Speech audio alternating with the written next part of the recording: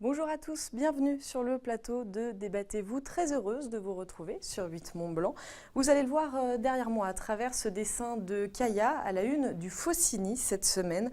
La pollution domine l'actualité depuis des jours. La vallée de l'Arve connaît un épisode de pollution aux particules fines de 21 jours. Alors si les sources d'émissions sont multiples, aujourd'hui nous allons nous intéresser à la question des transports avec nos invités. Avec moi sur le plateau, Pierre Lambert, préfet de Haute-Savoie. C'est votre premier dossier chaud, si l'on peut dire, puisque vous êtes arrivé il y a moins d'un mois, c'était le 21 novembre dernier. Éric Fournier, maire de Chamonix, vice-président à la région, délégué à l'environnement et président d'Atmo-Aura, qui est l'observatoire de surveillance de la qualité de l'air de la région. Pascal Mégevant, co-gérant de l'entreprise Mégevant Frères et initiateur du projet Équilibre dont on va parler aujourd'hui. Et puis Simon Métral, président d'honneur de l'Association pour le respect du site du Mont-Blanc. Merci à tous les quatre d'être présents aujourd'hui. Alors pour rappel, les transports, on va tout de même le rappeler, sont responsables de 19% des émissions des particules fines contre 16% pour les industries et près de 60% pour le secteur résidentiel. Pour le dioxyde d'azote, par contre, le transport routier est responsable de 80% des émissions.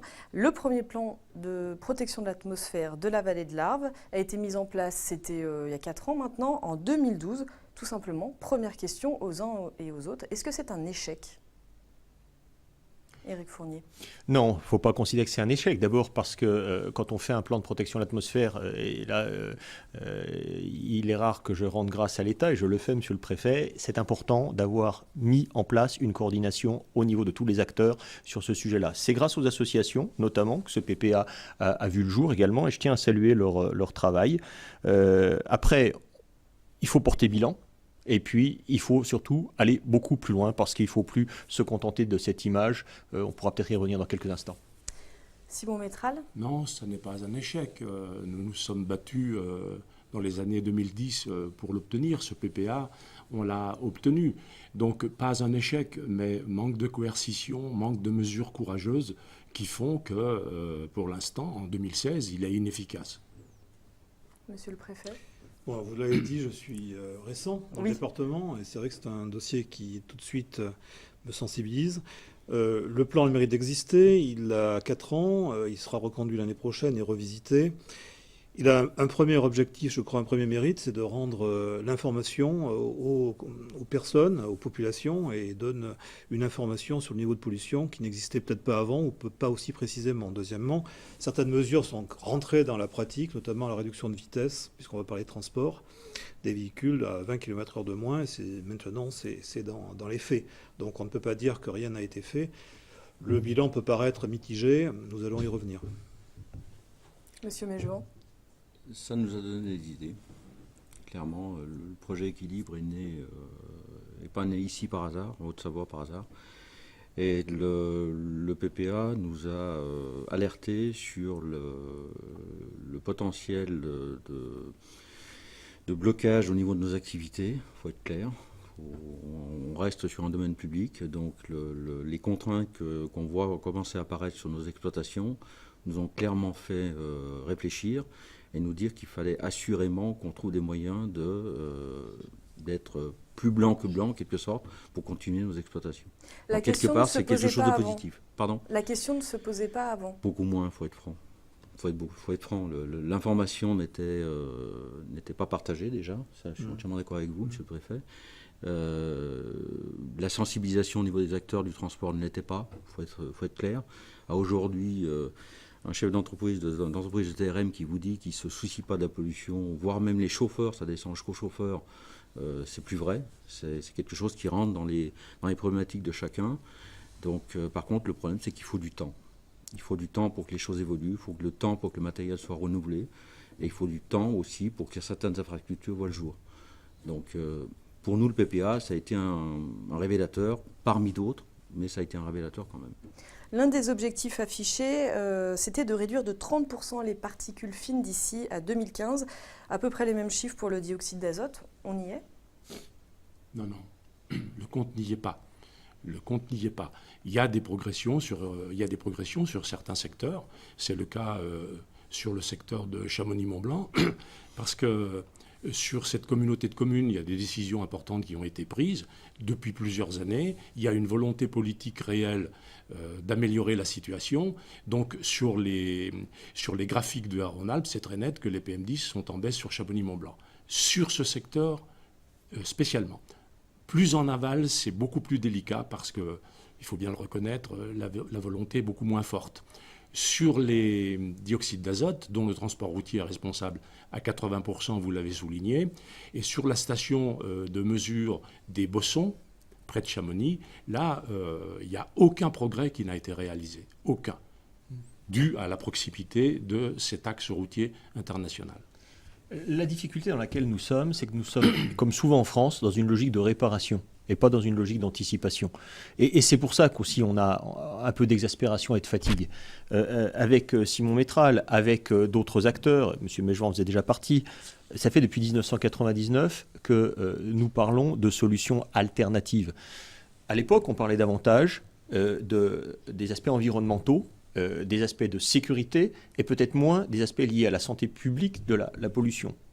Pour autant, les demandes qui sont faites et qui sont récurrentes sur le report de la route vers le rail et sur la lisibilité qui doit être donnée aux transporteurs qui font des efforts sur ces sujets-là, c'est là où on manque de sujets et de clarté et de lisibilité du côté de la politique de l'État. Parce que je crois que les collectivités, quelles qu'elles soient, même si certaines sont plus actives que d'autres, et même l'État au niveau départemental, on ne peut pas leur demander d'assumer tous ces efforts si on n'a pas une clarté et une lisibilité. Or, depuis 1999, force est de constater que les gouvernements successifs, sur le thème du transport ferroviaire et du report modal, n'ont pas avancé. Moi, quand j'étais vice-président au transport de la région Rhône-Alpes, en 1999, le Lotsberg, le Gothard et le Lyon-Turin étaient sur la même ligne de départ. Il ne vous aura pas échappé qu'il y a quelques jours, la circulation commerciale sur ces itinéraires pour le fret a commencé sur les itinéraires suisses. On a juste perdu 15 ans. Alors c'est sûr que c'est là pour le Lyon-Turin, on est sur horizon 2030. Ah ben, moi, quand j'étais vice-président, on disait on va l'ouvrir en 2015-2020.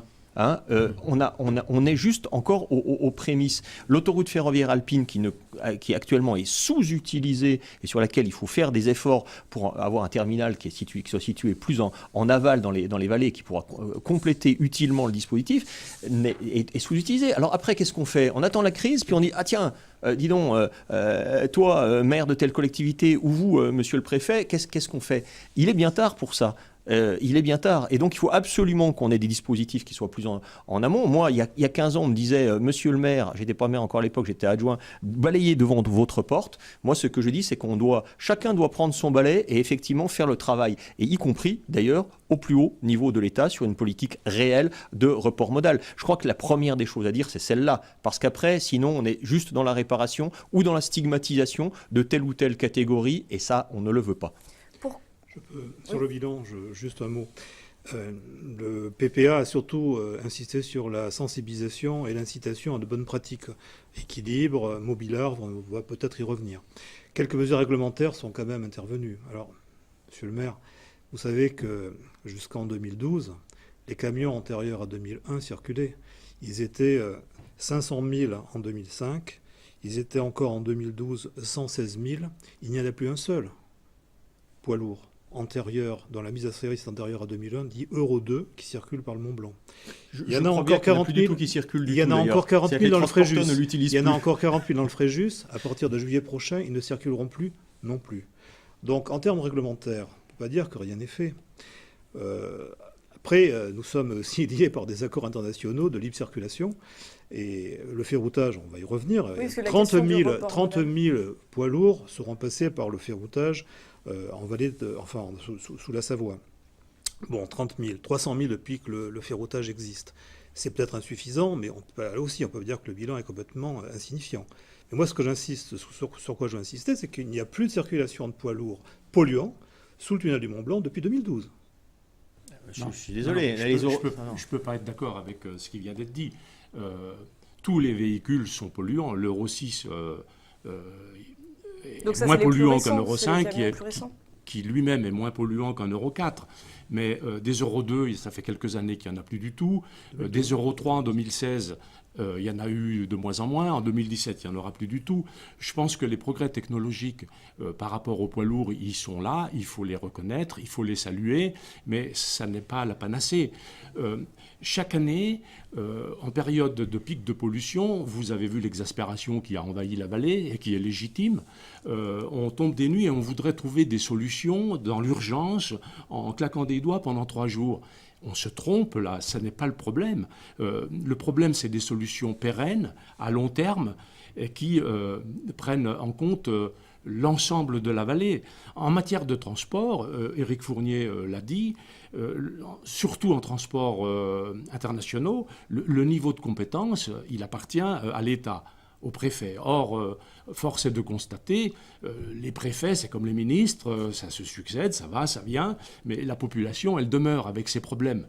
Donc, il faut s'attaquer aux problèmes à long terme. Ça n'est pas dans l'urgence qu'on va régler les situations en crachant son venin sur tel ou tel élu, dont on reproche parfois de ne pas avoir mis en place des mesures qui ne sont pas forcément de sa compétence. Je crois que les vallées alpines n'ont pas vocation à accueillir en altitude des poids lourds, tout simplement, il faut le dire. Moi, j'assume cette position.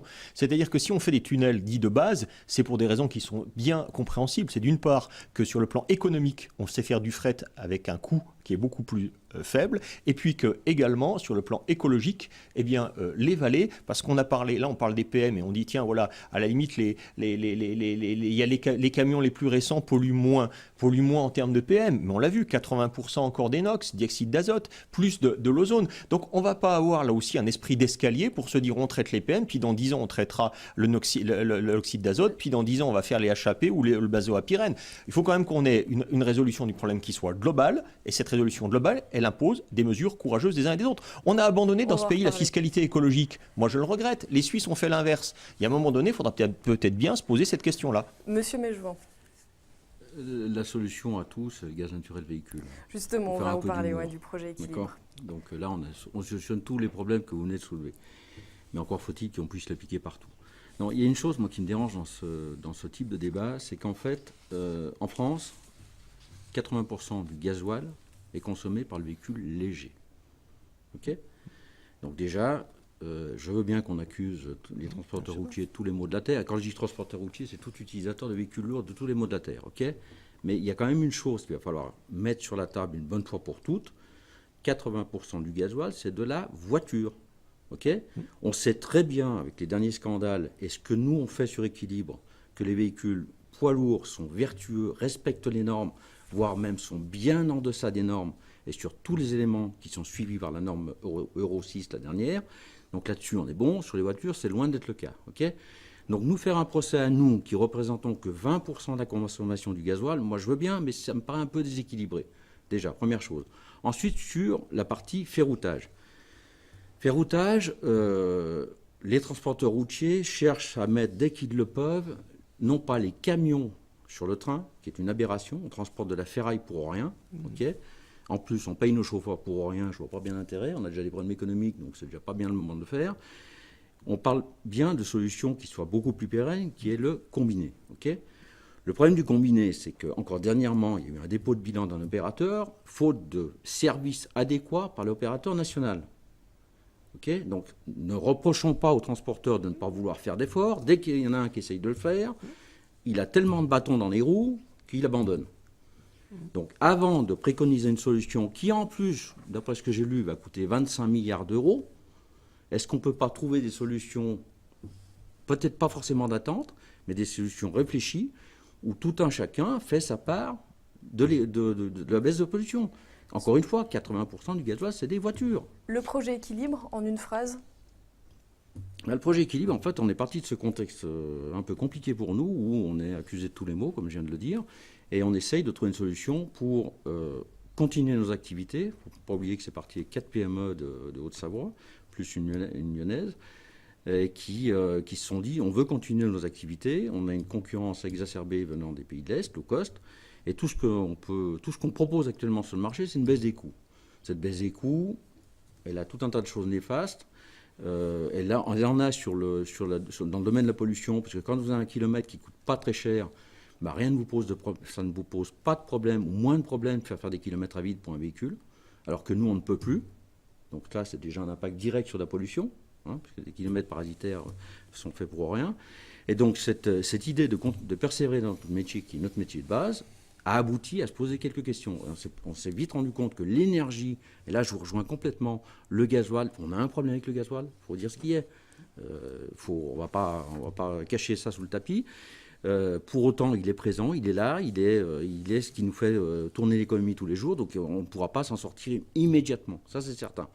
Et donc derrière cette réflexion de changement d'énergie, on s'est dit on va étudier une énergie moins impactante d'un point de vue environnemental. On est arrivé sur le gaz naturel véhicule, on a décelé tout un tas de problèmes qui potentiellement pouvaient nous amener à terme à ne pas avoir des problèmes de rentabilité sur nos entreprises, et donc tout a été enclenché sur une expérimentation, sur un audit exact, précis, impartial, surtout libéré des constructeurs, parce qu'on a quand même quelques soucis avec eux. Et donc du coup, on est en train de se faire une idée de ce qu'est le GNV, où est-ce qu'on peut le mettre, et des gains véritables qu'on pourra engranger avec. Alors en lien avec ce projet, une centrale de gaz pour que les camions viennent se ravitailler a été inaugurée, c'était au mois de juin. Oui, très court. Si je puis me permettre rapidement, on parle toujours de la vallée de l'Arve en négatif. Pour votre information, le projet Équilibre et surtout l'opération GN volontaire qui a été menée à Saint-Pierre-en-Faucigny est repris dans la France entière comme modèle. Donc on reconnu par l'État, par l'ADEME en particulier, la région je pense aussi. Et par la région. Voilà. Et donc financier pour nous. On peut revenir sur la question des voitures ? On va regarder le reportage et on se retrouve juste après. Inaugurée ce vendredi, la première station publique au gaz naturel compressé a donc ouvert ses portes. Mais si le projet est novateur, il aura fallu pour sa réalisation rassembler de nombreux acteurs. Cette première nationale, en fait, elle est le fruit d'un travail qui s'est engagé il y a presque 2 ans. En fait, qui cherchait à trouver une solution pour pouvoir créer cette station et permettre à des camions au gaz de rouler sur la vallée de l'Arve. Il y avait des transporteurs qui étaient prêts à y aller, mais il n'y avait pas assez de camions pour qu'il puisse y avoir une station. Donc du coup, on était dans un dilemme, pas de camion, pas de station, pas de station, pas de camion.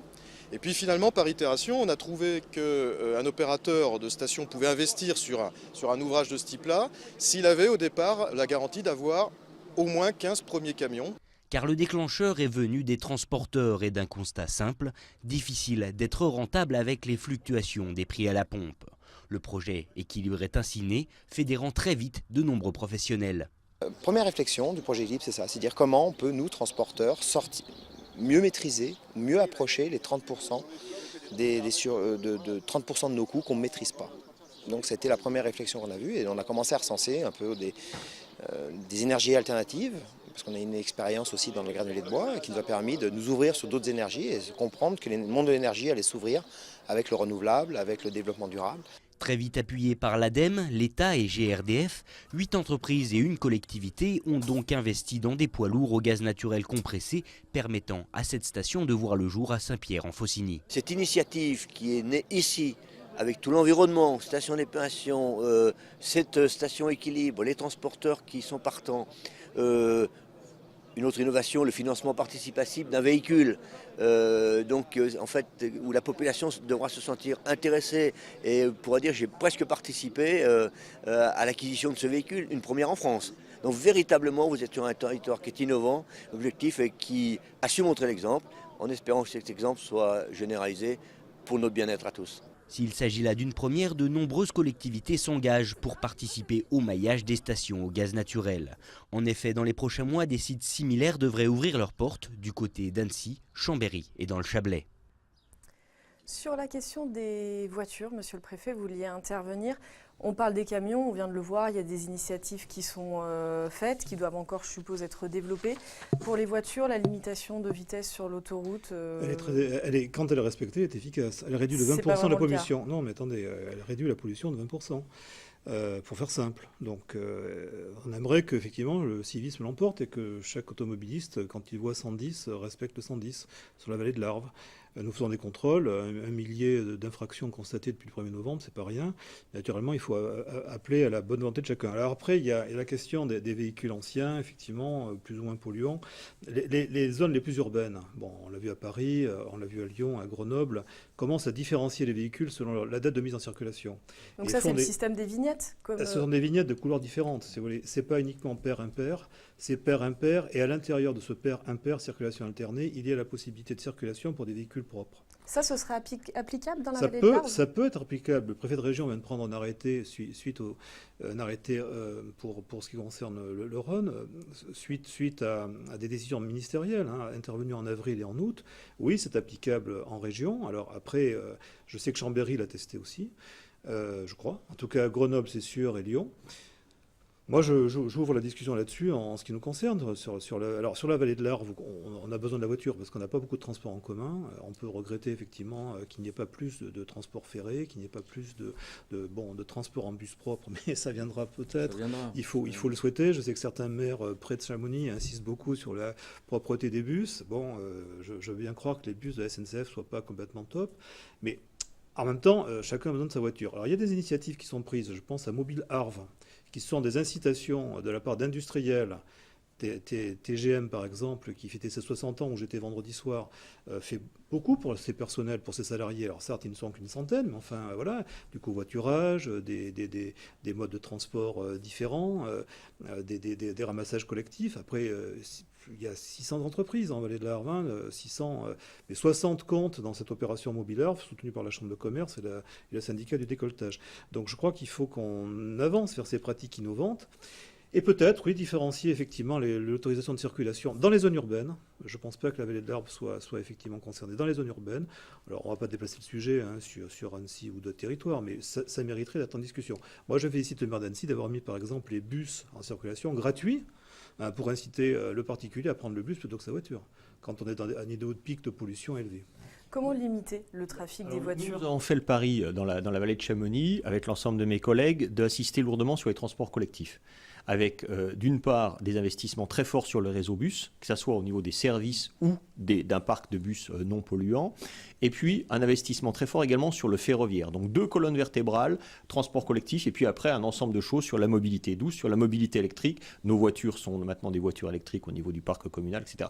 Le résultat de cette affaire-là, c'est quand même assez important, parce qu'en 10 ans, on a fait plus que doubler la part de transport modal, transport collectif, avec plus de 3 millions de déplacements. Et ce que je peux vous dire, c'est que la population est très sensible à cela. C'est-à-dire que les déplacements maintenant, domicile-travail, se font beaucoup, et beaucoup plus qu'avant, avec ces modes de transport collectif. Si on élève le niveau de service, on a une réponse qui est très positive, notamment dans un environnement qui est très contraint. Une vallée, topographiquement, c'est une arête de poissons à desservir, c'est pas très très compliqué. Donc ça coûte beaucoup d'argent. Et c'est vrai que c'est pour ça qu'on est un peu frustré ces temps-ci, parce que quand on voit la première image que vous présentiez avec la caricature du Mont Blanc, nous, l'effort principal actuellement, il est porté vers quoi? Vers la transition énergétique et vers les mobilités douces. Donc quand on voit la manière dont on est un peu stigmatisé depuis quelques semaines sur le sujet, c'est un vrai découragement par rapport aux politiques publiques. Et c'est pour ça que chacun doit prendre sa part. On n'est pas là dans un niveau de revendication extrême. On dit simplement, voilà, en 5 ans, et Simon Métral le soulignait, on a réussi sur les PM dans le centre de Chamonix à améliorer les choses. Il n'y a pas de raison qu'on ne le fasse pas de manière différenciée et distincte sur chacun des secteurs de la vallée de l'Arve, parce que les polluants ne sont pas les mêmes. Par contre, s'il y a une action résolue de chacun, de chaque niveau d'intervention, il n'y a pas de raison. Dans 5 ans, on doit faire que ce problème-là soit derrière nous. C'est vraiment ce qu'il faut faire. Mobilisons les moyens. On a tous des moyens d'intervention, même s'il y a un petit peu moins d'argent qu'avant. L'État, la région, le département, les collectivités, concentrons un peu l'investissement. En plus, c'est de l'investissement productif parce qu'il produit de l'économie, il produit du travail sur la rénovation énergétique pour nos artisans. Donc, c'est aussi vertueux. Est-ce qu'on pourrait regarder la vallée de l'Arve de manière plus différenciée ? Considérer qu'il y a quand même des sous-ensembles. D'ailleurs, c'est pour ça qu'on donne des indicateurs de mesure par territoire. Oui, parce que ce n'est pas les mêmes taux. Ce ne sont pas les mêmes taux à Chamonix, à Passy, à Maglan et à Bonneville. Ça, c'est une des pistes de réflexion pour le deuxième volet du plan de protection de l'atmosphère. Bien sûr, pour le prochain programme de protection de l'atmosphère. C'est aussi une piste tout de suite de réflexion. Début janvier, le sous-préfet de Bonneville va conduire un premier travail à chaud, à tiède, avec l'ADREAL, enfin les services de l'État, l'ADEME et certains élus pour voir quel est le problème qui se pose à Passy. Parce que donc il y aura le maire de Passy, il y aura le président du SICTOM. Pourquoi est-ce qu'à Passy la pollution est plus importante? Alors on peut penser à la topographie, on peut penser effectivement au phénomène de fond de vallée. Est-ce qu'il y a d'autres raisons Est-ce que des unités de mesure supplémentaires peuvent être données pour voir s'il y a des polluants locaux? En tout cas, il faut qu'on avance sur la réflexion infraterritoriale, de telle sorte qu'on ait une vision plus fine des choses pour l'action. Moi, je suis d'accord avec ce que M. le Préfet vient de dire par rapport à la sectorisation. Mais il faut se méfier par rapport aux remèdes, par rapport aux mesures à trouver. Il faut considérer l'ensemble de la vallée dans une entité et la mise en cohérence de ces mesures. Sur le transport des personnes, je suis encore très étonné, en cette fin 2016, qu'on cherche encore des mesures à prendre. Les mesures à prendre, elles ont été identifiées en 2011. Lors de la préparation et dans l'élaboration du PPA. Elle concernait les activités liées au tourisme. Elle concernait, par exemple, les déplacements d'entreprises, les PDE, les PDA. Tout ça, c'est acté. Ça n'a pas été fait. Ça a été acté en 2011. Rien n'a été fait. Et on se retrouve aujourd'hui, en 2016, avec une recherche de mesures qui existent sur le papier, mais qui n'ont pas été appliquées. Et puis, dernier point sur lequel je voudrais insister, on est un département où beaucoup d'instances prônent le tout routier. C'est comme ça, c'est un fait, notamment le conseil départemental. Je pense qu'il faut aller dans le sens de ce que les associations nous avons proposé, c'est-à-dire carrément, c'est brutal, un moratoire sur les projets routiers. Je parle du contournement de Marigné, je parle du contournement d'Annecy, parce qu'on en est là, du tunnel sous le Semnos, et puis bien entendu de la desserte du Chablais et de la menace, parce qu'elle existe, du doublement du tunnel du Mont-Blanc. Donc, tant qu'on n'aura pas donné un signal fort en stoppant ces projets routiers qui sont énergivores et qui sont dispendieux, la population n'aura pas le signe d'amélioration par rapport à ses propres initiatives. Cette émission touche à sa fin, vraiment le temps tourne. Je vais vous demander à chacun une phrase sur l'urgence pour le plan de protection de l'atmosphère. Le deuxième volet, qui doit être publié en 2017, la piste la plus importante, prioritaire pour chacun d'entre vous. Résolument, le report modal est un engagement ferme et durable au niveau national sur le report modal des marchandises vers le rail.